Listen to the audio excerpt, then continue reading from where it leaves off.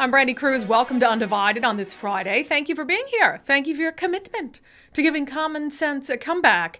The most important thing we got to start with today is a reminder to get your ballots in. The primary election is on Tuesday, at least if you live in Washington State.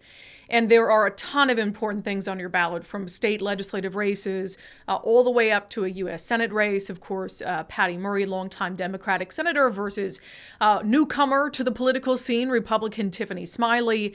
We have one of the most critical swing districts in the entire nation.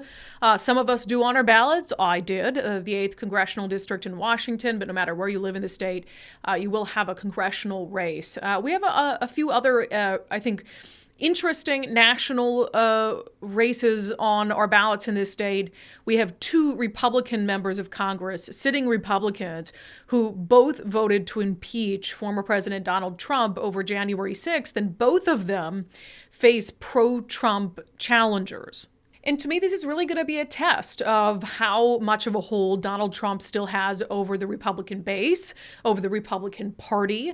You have Lauren Culp, who ran for governor in Washington in 2020, ended up losing to Governor Jay Inslee, who is challenging Representative Dan Newhouse, who was a Trump supporter all the way up until January 6th and ended up voting to impeach him. And it was a difficult decision for him. I mean, I'd had him on the show previously to talk about it. And then you also have Congresswoman Jamie Herrera Butler, a more moderate Republican in Washington state, who is being challenged by Joe Kent, a pro-Trump challenger, who in fact Donald Trump actually joined a telephone town hall for Joe Kent here in the days leading up to the primary. So again, some really critical races on your ballot. I think one of the things that nerves me, one of the things that concerns me, is this lingering narrative around stolen elections. I've been clear that I believe Joe Biden is the rightful president of the United States. Do I think he's doing a good job? No, but he is the president. I don't think the election was stolen. I do believe that there are always going to be instances of fraud and opportunities for fraud. Sometimes we conflate those things. You know, an opportunity for fraud is like a ballot arrives for a convicted felon who's not supposed to be able to vote. That's an opportunity for fraud, but until they fill it out and try to turn it in, fraud has not been committed. And so yeah, I think we don't have a perfect voting system. I think there can be improvements, but to think that there was enough fraud that Donald Trump should be the president, I think is ridiculous. And I think it's very, very dangerous for Republicans, for Republican candidates to continue to push that narrative, because it's just counterproductive. I mean, why, if you're a Republican voter who believes that the election was stolen, why would you even turn your ballot in? If you don't think that it's going to count at the end of the day, why would you turn your ballot in? And in a state like Washington, you need every freaking Republican vote you can get, plus some, to be able to have a chance. So any Republican candidate that is perpetuating this narrative of a stolen election, of your vote not counting, I think is doing an incredible disservice to the country. And so I really hope you don't see some just terrible voter turnout rates amongst Republican voters, because this is a critical election where I think the nation could use a little bit of balance. The state of Washington could use a little bit of balance. And so, you know, the only way, and I've said this a million times, the only way you can make sure your vote won't count is if you don't turn your freaking ballot in. So if you're upset about the economy, if you're upset about crime, if you're upset about abortion, Tuesday's primary is the start of being able to try to make a difference. And so I just encourage all of you to get your ballots in, to take some time to really contemplate who you're voting for, why you're voting for them, and what you think they can do for the state and for the country. You know, there's a lot of hope, I think, out there in any election year. Hope that, okay, if we elect some new people, maybe things will be different. And I'm sure that there are folks who are feeling that way, you know, particularly as it relates to the economy and, you know, how expensive things have been at the grocery store and price of gas and all of these things that are impacting us every single day. And the hope is, oh, we'll get some fresh faces in Congress, maybe change the balance. Some of these things will get back on the right track. And I can tell you, in crime as well, you know, I think crime is another thing where there's Democrats starting to make an about face, as we've talked on the podcast about crime, and you think, okay, well, maybe things are going to make a difference. But there is, I think, a real lack of trust among Americans who have been most impacted by these issues. And I'm going to give you an example today. Olga Sagan is the owner of a really popular restaurant in Seattle called Pierogi. It's like a Seattle institution. They've got a location down at Pike Place Market. And she had opened a location just a few blocks off Pike Place Market on 3rd Avenue in downtown Seattle. Well, if you follow this podcast, you know that 3rd Avenue is basically just an open-air drug market. There's people selling stolen merchandise. It's been a little bit better with the new mayor, but certainly it's not great. In fact, our buddy Brad, who we've talked to on the show before, who lives down in that area, put out a video showing the fact that 3rd Avenue is still not ideal. But Olga Sagan a few months ago opted to close down her location on 3rd Avenue because it wasn't safe for her staff. And we actually did a story on this at the time when I sat down with her, and she was very emotional about this decision. You know, she had opened up that location because the city was promising this renaissance for 3rd Avenue, that they were going to dump resources several years ago now. They're going to dump resources into that area, try to make it a more pleasant place for people to visit, for tourists to go, for folks on their lunch hour to go. So she thought, okay, I'm going to do something good for the city, and I'm going to be part of this quote unquote renaissance. Well, that renaissance turned into people just doing drugs out in the front of her restaurant, people stealing, from her restaurant, people defecating in front of her restaurant, and she just couldn't do it anymore. Here's part of the story we did a few months ago when she closed up that shop. As a responsible business owner, I'm putting my employees and customers on the line to be shot. I mean, I don't want to wait till it's too late and my business is done because some of my employees died, and I'm carrying this with me. I mean, my employee safety is my number one priority. My customer safety is right up there. We would open at 7 a.m., come out in the morning. If there was anybody here, we would ask them to kind of, just please, if you can step away, this is a private property. This was meant for people to have pastries here, and they would stand here, have their coffee, have their pastry. This shelf here that now is a, drug shelf. Olga opened this location in 2018 during what was billed as the Pike and Pine Renaissance, a project aimed at making this area the, quote, best pedestrian experience in the city. Some renaissance that turned out to be. To have opened this location as part of a, quote unquote, renaissance for this avenue, and a couple years later to be leaving this location under these circumstances. 4 years later. What is that like? It's been 4 years, it's been 4 years. I mean, how long of my life do I need to spend on one specific location? I had, again, 15 employees here. As I said, we had, I'm transparent with my number, we had 800,000 in sales a year. And going from that to thinking about my employees getting shot. Over the years, Olga has been vocal about the challenges downtown, often making public pleas to city leaders to change course. But on this day, she'd run out of words for them. What's your message to city leaders? I have no message for city leaders. I'm done sending city leaders. This is my last message to city leaders. I don't know if they may be not qualified to do their job. Maybe it's a county, maybe it's a state, maybe it's national. I have no message. You can't find who is right, who is wrong. This is too complex. It's a humanitarian crisis, it's a crime crisis. I have no more messages. I will pay my taxes, I will keep employing employees, I'll keep being a good employer here, and I will not be in the middle of the political mess that this city has become, fighting over who is right and who is wrong and who is, and forgetting that, we're all people here. Now, Olga was pretty fed up when we chatted with her. She basically said, I'm done. I'm not reaching out to any more politicians. I'm not doing any more media. Like, I have been beating the drum on this for years. Nothing has happened, and I'm not going to waste my time anymore. I kind of knew at that time that she wasn't going to be done. I mean, she cares too much just to let it go. And so we gave her a few months, and I wanted to follow back up with her this week on our segment, Fridays with Friends, to talk to her about the state of that location and about this inability, I think, as a business owner in a city like Seattle, to believe that things are going to get better.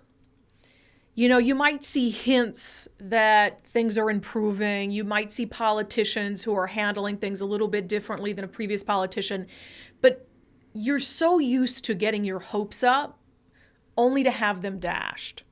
And that in our conversation has become very apparent that that is what Olga Sagan is dealing with right now, about, hoping that things can change, but not wanting to get her hopes up. Olga, welcome to Fridays with Friends. I'm glad to have you here. Thank you for having me. Help folks get to know you a little bit, besides just the owner of, well, I shouldn't say just, you're kind of a big deal in Seattle, the owner of Proshki Proshki. Yes, an owner of Perushki, a mother of two, sometimes not a successful mother of two. Yeah, and just an immigrant who, I always say, hey, I'm an example of, that American dream that the whole world is talking about, when you move here and you work really, really hard and then you achieve something, and you really, really can see the difference. Again, things that we can achieve here as immigrants, you probably can't do it in any other country. Can you tell me about your story coming here? I mean, why'd you come here? Tell me about where you came from and why. Sure, and it's not as everyone is like, oh, maybe mail order bride. I mean, I have heard that a lot, but it's not as exciting as that. My dad moved here when I was 3 years old. So when I was 16 in Russia, I was like, maybe I should go and live in the United States before I'm 18, so I can get citizenship. So when I grow up and can make choices about my future, that could be one of the choices that I can make. So I was one of the lucky ones who came here when I was 16, got my citizenship pretty quick because my dad was a citizen. Arrived here, no English, not any idea of how things run. I was put into Bellard High School, became a Bellard Beaver, did not know what that means, still don't know what that means. Was given baseball bat at the PE, and I was like, what am I doing?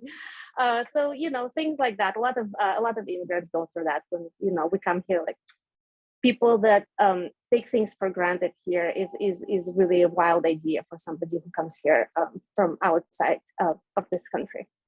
Did you have any preconceived notions about the United States that turned out not to be true?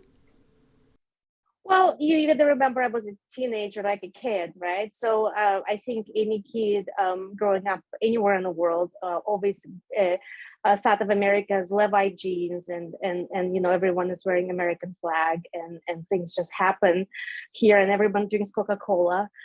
So it was really at that point, it was a really dream come true to come here. But then there was also reality of really, really hard work. We have to remember we're one of the hardest working countries in the world. So there is definitely a mixed feelings, of how you can achieve wearing a Levi jeans and drinking Coca-Cola. So tell me how you became a business owner. Yeah, no, I started working Piroshki with then my husband, and started from scratch, from cashiering, making, I think, $6 an hour back then. That was the minimum wage. And then I realized that, the business was really moms and pop shop with some busyness in summer, but everything was done with pen and paper. And I was passionate about accounting back then, and systemizing things, and getting things to be better.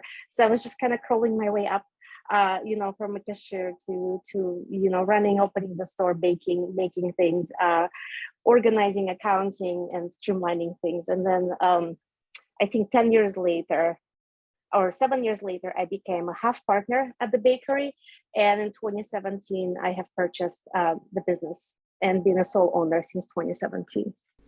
For people who haven't tried it, what's a pierogi? People haven't tried it yet. It's a handheld pie, and you can stuff it with anything, from raspberries to cherries to beef and cheese to smoked salmon. And we as a business pride ourselves in really experimenting and pushing all kinds of boundaries and what we can put inside. So our R&D department tries everything, everything there is. But our best sellers are definitely beef and cheese and salmon.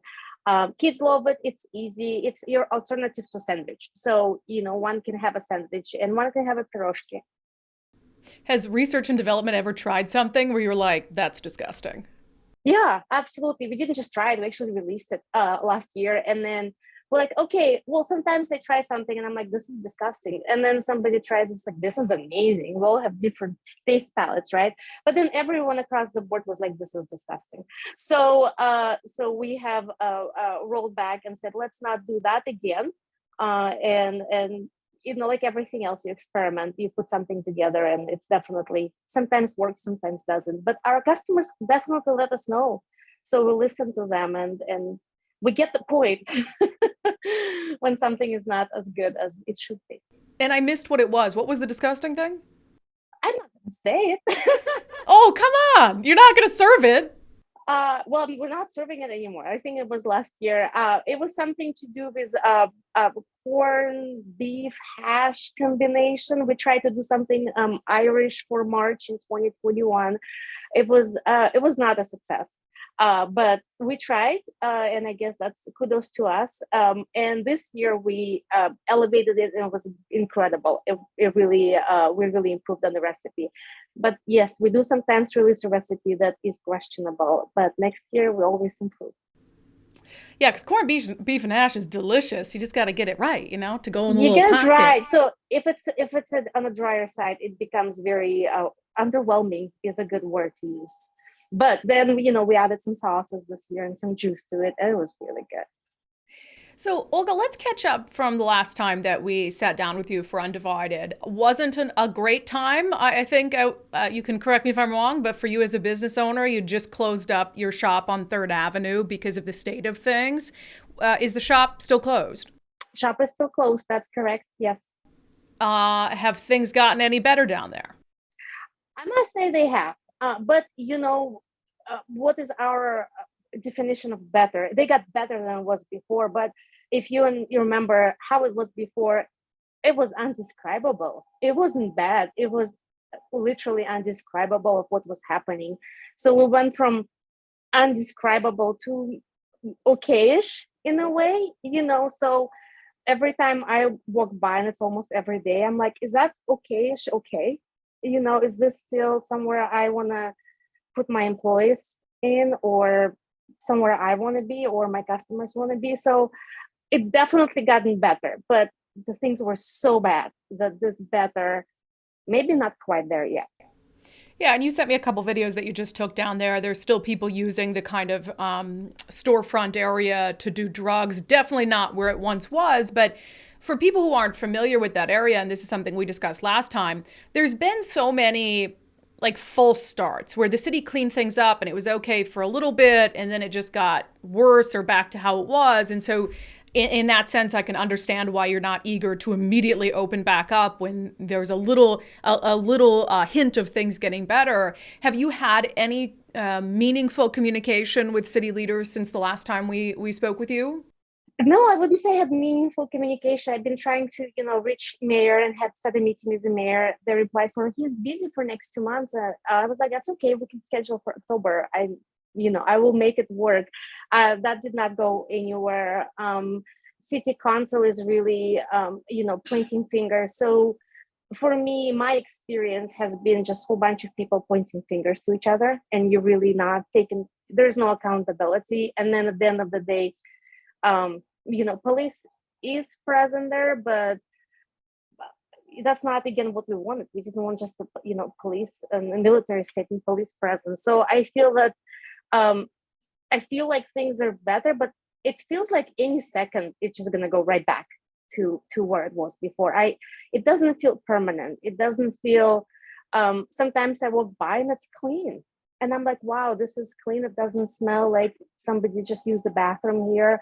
And then 3 hours later, I would walk by and I would still see people selling things from Target and doing drugs and calling me all kinds of names. So it is really unstable, but it does have pockets of good reality. What would it take for you as a business owner to be confident that it was safe to reopen there?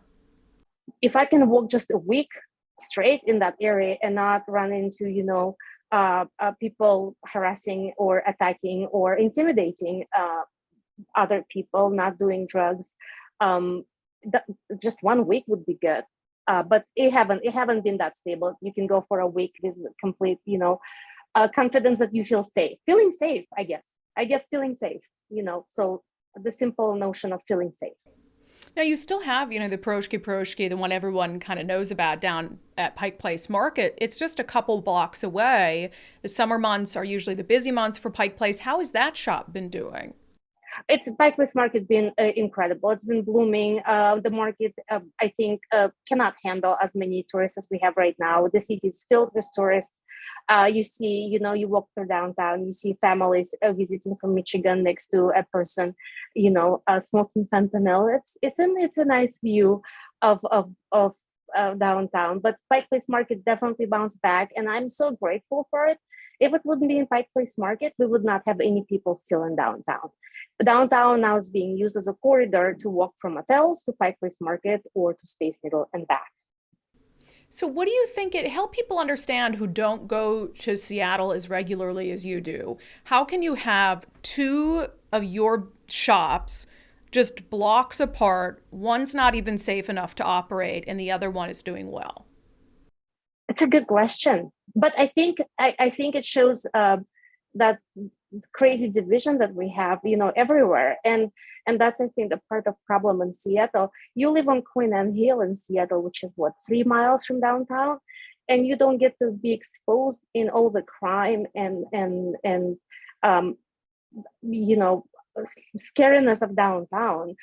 Even if you go to the Amazon land, right, which is 2 blocks away from your corridor, your pipeline corridor, and it already feels different. So I don't know how to explain it, but it's definitely there, and completely different experience can be 3 blocks apart in our city. So is there a part of you that is just, are you at all thinking about just saying, okay, I'm going to 100% close that location down for good? It's really tough to make that decision. It is. I have seen the potential of it, and I think Seattle been known blooming on potential, right? We always hope for potential. There's always potential. What is next? What is around the corner? And we're always being fed spoonfuls of potential, business owners and residents, and we're still being fed those spoonfuls of potential. And housing market, Seattle, best place to live in the United States. That's a spoonful of potential, if you ask me. And I'm for me, the sign would be I would see opening businesses up, and the businesses are not opening up there. They're closing. The Starbucks closed. If you go and look around, probably almost every single small business is closed there. You have a couple big names left and a couple hopeful business owners who are still that have no other choice, to be honest, to just come to work every day.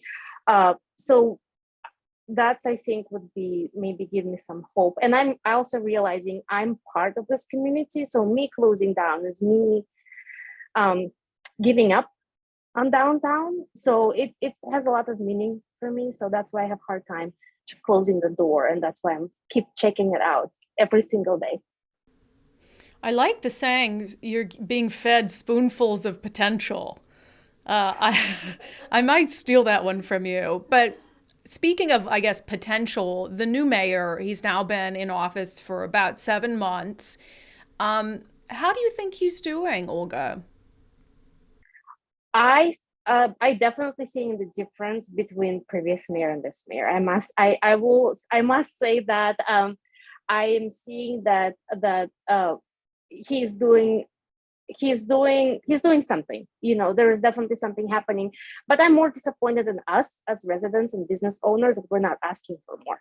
So I think at the end of the day, yes, I'm mad at mayor, at city council. I'm mad at King County prosecutors. I'm mad at everyone in politics. But at the end of the day, who is responsible for those people to be there? It's us who are not speaking up. Is us who are not demanding better environment. Is us who are not demanding better, safer place to be, better roads. That it at the end of the day, I feel it stops with us, and I feel and I think this is a good example of mayor doing something 6 months ago, 4 months ago in February when I lost it, right? I just completely lost it. I posted all these videos and I did not care about all the hate I'm going to get. I just said, hey, it's not good. Things were done. So I guess if we speak up and if we say something, things are being done. I don't think we're speaking up enough. I don't think we demand enough. And I think we are just content. And some of us are in our perfect bubble and don't like to come out of our houses or our pretty neighborhoods. And we're just content with what's happening. But at the end of the day, we need to take accountability and responsibility for this as well. Well, let's end with this then. There's a primary election on Tuesday. I'm assuming you're voting, yes? I am. Or maybe already have. What are you keeping in mind when you fill your ballot out? I'm trying to not have a knee-jerk reaction to things, but I also trying to see, what is, I'm lost. I have been fed so many lies over the years, from everyone and everything. And I don't know how to answer that. I'm just, I'm looking at our King County prosecutor and I'm seeing this female immigrant, minority, a person who is running. I'm like, there's nothing else that I would want in my entire life is to vote for a female minority candidate. But then she's in current prosecutor office. And I have seen what's been happening. So how can I possibly invest again into something in someone who's already been there? But then on the other hand, I realize that people say so many things to get to where they want to get, and things don't happen. And then we hear, well, it's this department or that department, or the system is broken, or this is broken. So I'm really conflicted. Well, what would your advice be to other voters about what they should keep in mind when they vote? I definitely would say our city council is delusional, and is not supportive of businesses and residents in downtown Seattle. So if I'm speaking from a business perspective, I don't know any other perspective. I'm speaking from a person who does business in Seattle, a person who raises kids in Seattle, and I'm not happy with what I have been seeing. And I'm not happy with what I have been seeing for many, many, many years. And I'm not sure who makes those laws. I'm not sure what people are smoking when they make those laws. But I am greatly disappointed in Seattle. I'm already greatly disappointed in our state almost. And I had never seen myself to be, disappointed in a state or care about this, but I really care now. It upsets me. It gives me anxiety. It gives me, it's life or death for my business sometimes, to what's going on, and not just for my business, but my 80 employees who I have. So it's definitely disappointing more than not. Well, I for one wish it was the Seattle City Council seats were up this year. We'll have to wait till next year to be able to vote on the City Council seats. And I wish I still lived in Seattle because, gosh, I'd like to kick some of them out of office really, really bad. Well, Olga Sagan, go ahead.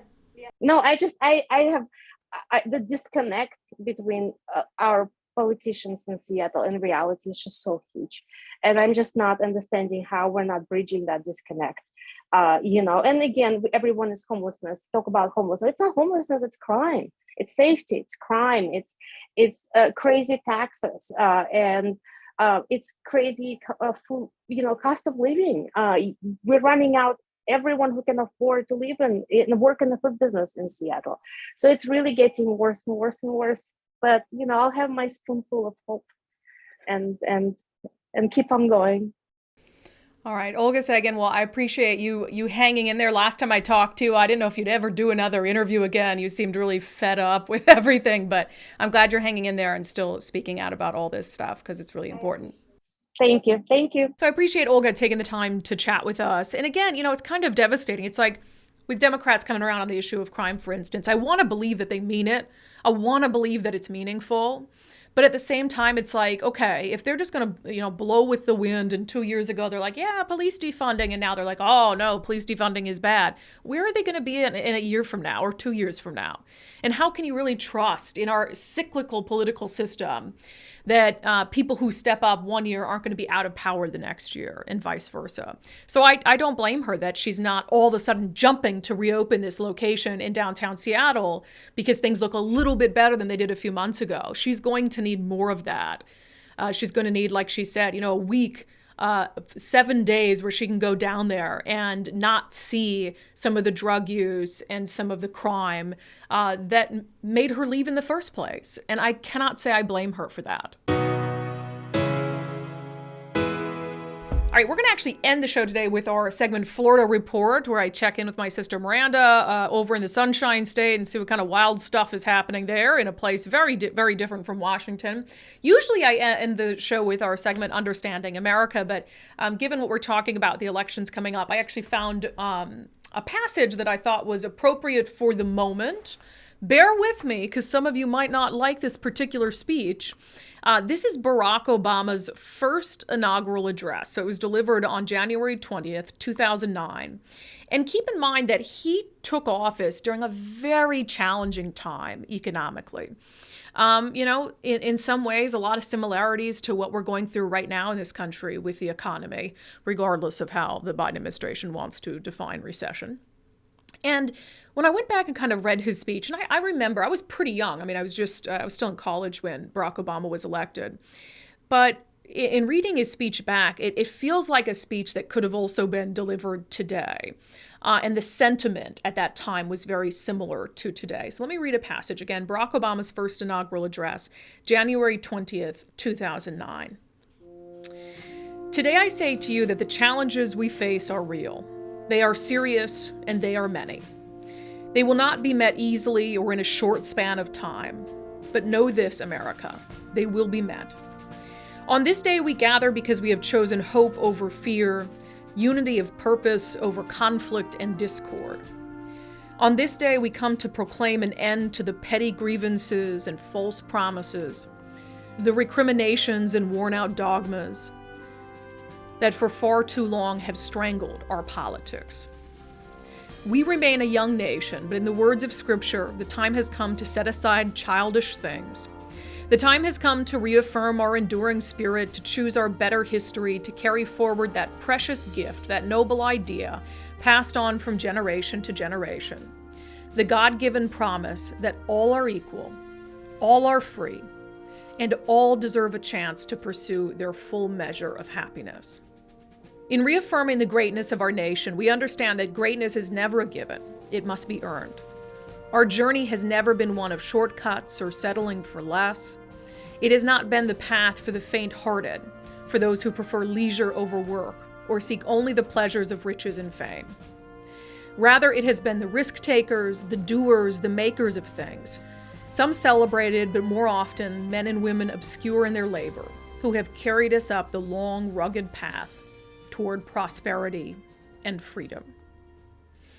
Again, I chose to read a passage of this speech today for two reasons. We have, again, an election coming up where we're facing economic challenges, very similar to the economic challenges we were facing in 2008 and 2009 when Barack Obama gave this speech. But you'll also note that a lot of the things he complained about then in that speech, the worn-out dogmas, the petty grievances, the childish things that marred our political discourse and our political institution, are things that still exist today. I played a clip on the subscriber show on Wednesday of Congressman Matt Gaetz and what he had to say about women who are pro-choice. Have you watched these pro-abortion, pro-murder rallies? The people are just disgusting. Why is it that the women with the least likelihood of getting pregnant are the ones most worried about having abortions? Nobody wants to impregnate you if you look like a thumb. Those are not the kind of statements. That is not the kind of politician who can get us out of this place. It was as true when Obama said it in 2009 as it is today in 2022. And I'll just read this passage from the speech again. In reaffirming the greatness of our nation, we understand that greatness is never a given. It must be earned. Our journey has never been one of shortcuts or settling for less. It has not been the path for the faint-hearted, for those who prefer leisure over work or seek only the pleasures of riches and fame. Rather, it has been the risk-takers, the doers, the makers of things, some celebrated, but more often men and women obscure in their labor, who have carried us up the long, rugged path towards prosperity and freedom. So when you decide who you're going to vote for on Tuesday, I would just encourage you, even if you don't like Barack Obama as a president, to think about those words and to think about how hard you work every day, about what you're doing to make sure that you have a good life, that your family has a good life, that you're contributing to this wonderful country of ours. And ask yourself whether the people who you're giving your vote to are as dedicated to the success of this nation, are as hardworking. And if the answer is no, then it might be a good indication that that is someone who is not worthy of your vote. It's Friday. That means it's time for our segment, Florida Report. It's not even controversial anymore. People know in Florida their freedoms are going to be respected. Joining us is our Florida-based correspondent, my sister Miranda. Hello. Hello. It's been a long time since I heard about Space Force. This is the first story you have for us today. Something about aliens, dragons, and Space Force. Go ahead. This might be the most action Space Force has gotten so far. NBC2.com reports an Ocala man has been arrested after stealing a car in an attempt to access Patrick's Space Force base. According to the Brevard County Sheriff's Office, Corey Johnson, 29, stole a truck in Riviera Beach before heading north to the base 3 days later. While trying to get into Patrick's Space Force base, Johnson claimed that the president told him through his mind that he needed to steal the truck to warn the government about U.S. aliens fighting Chinese dragons. Oh, see, it's the Chinese dragons that gets me. I'm all in on aliens. Like, I'm 100% in. For sure, me too. I need a little bit more proof for the dragon part, but yeah, I'm here for. Yeah, I like that. So I kind of feel bad with stories like this because obviously he's severely mentally ill, but we always include what we call a Florida man story. So Florida man is this like very common phrase because it's used like you have all these crazy headlines that start with Florida man XYZ. Florida man does this. Florida man does this.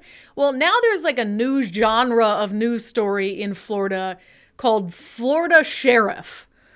So why? Florida Sheriff is a persona, I guess, that has been kind of created out of Florida man in general. Like, you can't just have an average sheriff get a Florida man. It's got to be a Florida Sheriff. And AP News has a whole hilarious article about what Florida Sheriff is and who they are. And Florida is chock full of some pretty colorful elected officials as sheriffs. This article goes on to just talk about how a few of them deal with crimes. Some of them are super witty and like to make really like viral press conferences with Horatio Caine type comments. Some of them have like a wheel of fugitive where they spin the wheel and then, there's a lucky fugitive that they talk about on their press conferences every week. My favorite is this guy out of Polk County. He had some viral press conference because he was like using a whole bunch of McDonald's references because of a woman who attacked McDonald's employees because she didn't like her sandwich or something. And I think it's just funny because in general, Florida man and Florida woman, they're not these insanely violent criminals. They're more just like annoyances in society, but they take up a lot of time. They take up a lot of radio time for police officers, a lot of news time for everybody else to have to listen to. And they're always just doing these really minor infractions that just are so outlandish that they make it to the news, and so now you got Florida Sheriff and they come with quite the banter. I was reading some of the quotes that are in this Associated Press article of just like the kind of stuff that these sheriffs say. This sheriff was talking about a criminal. He's an oxygen stealer and a scumbag, and I'm glad he's out of here. I'm proud to say that in this county, if you present deadly physical force, we meet you with deadly force every time and we win. It's pretty clean, pretty quick. And then there's this other one where he's saying basically like, if you'll just defend your home or whatever and shoot people for us, it'll save taxpayer money. Learn to shoot a lot better, the sheriff said. Save the taxpayers money. It's very, so we got Florida man and then we've got Florida sheriff. So I'm looking forward to more of those Florida sheriff headlines. Okay, showdown. Speaking of guns and stuff, Florida is now going to include gun safety tips when you get a firearms license. Yep, News 4 Jacksonville says Florida will include gun safety tips with weapons license. Basically, this is kind of like a initiative by Nikki Fried, who's running for governor on the Democratic side. Well, she's up against another Democratic contender before, the gubernatorial races. But she basically says that they're going to include little pamphlets with just some safety tips about how to store your weapons, keep them away from the ammunition, along with other things, which maybe will help Florida sheriff out a little bit in the end. I don't see anything wrong with giving people a little few safety tips if they've got a firearm. No, not at all. And I don't know if you remember where we grew up, like they offered gun safety classes for kids at our school. I very much remember going to school and taking gun safety classes when we were younger. So I think gun safety is very much skipped over on every aspect when it comes down to a lot of people just being able to walk in and purchase not only a firearm, but purchase a license that allows them to carry it around with them in public. People should know some safety tips on that. Yeah, I mean, we crowdsourced some ideas to prevent mass shootings, and some of the ideas that subscribers put forth was like, mandatory gun safety class before your first firearm purchase, or even teaching gun safety, like age-appropriate gun safety in K through 12 education, so you at least know like how to be safe around a firearm. I don't know if any of those things would ever come to fruition, but the more gun safety, the better. Responsible gun owners, that's the key. All right, let's end with this one, because we were talking about January 6th a lot lately with the hearings. A man accused of being part of the January 6th riot is in jail, but he's not wasting his time in jail. He's trying to do something productive. He is. Tampa Bay Times reports this accused Tampa January 6th insurrectionist is running for Florida House from jail. Jeremy Michael Brown, the lone Republican awaiting Democrat primary winner for Florida House seat representing parts of Pinellas and Hillsborough County, is facing charges in relation to the January 6th insurrection. But while he's, facing these charges and awaiting trial, he is conducting his campaign from the coziness of his jail cell. So and apparently, until he's charged of a felony, like he's completely able to run, and there's no issues there that are going to infringe on him actually maybe making it to the ballot this year. So it says this guy basically, he was photographed outside the Capitol wearing full tactical gear on January 6th. He actually was arrested for a misdemeanor trespassing in connection with the riot at the Capitol, but that led to a felony federal weapons charge. And here he is, the only Republican in this race, so obviously moving forward to the general election, and he's running his campaign from incarceration. Very Florida.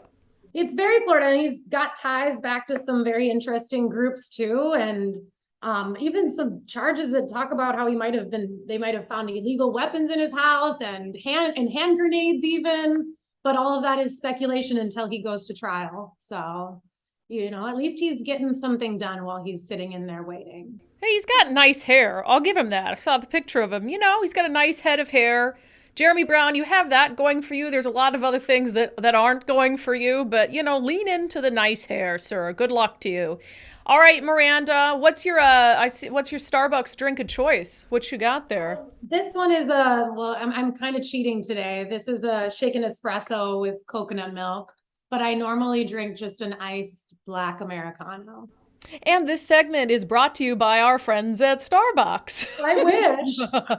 I know, right? Come on, Starbucks. What the hell? All right. Thank you, Miranda. Bye. It's not even controversial anymore. People know in Florida their freedoms are going to be respected. All right, that's it for this episode of Undivided. Thank you for being here. Thank you for your commitment to giving common sense a comeback. Undivided is presented by our founding sponsor, 1530 Mortgage. You can visit them at 1530mortgage.com. And if you're not already, please become an Undivided subscriber to help us grow this mission. You can do that in two ways at patreon.com/undivided or by becoming a contributor on my locals community, brandikruse.locals.com. And don't forget to get those ballots in.